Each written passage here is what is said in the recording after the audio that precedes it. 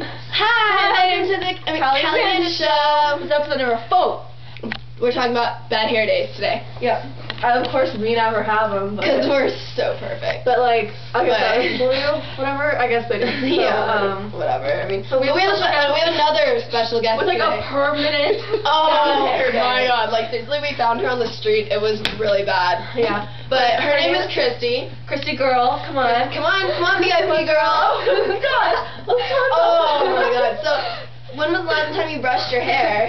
About a month ago. Oh, dang. Oh, my Did God. you wash it? It's, like, so greasy. It looks like it's wet. It's like, oh my God. What is this? Like, right here, like this pony. Oh, my God. Seriously, like. Did you try to make it look Do cute? you have a boyfriend? No. When was the last time you had a boyfriend? I've never had. Have you ever kissed a boy? You're 24. She's 24. What? How have you ever kissed somebody? No. Have you ever kissed? Oh my gosh. I kissed a girl.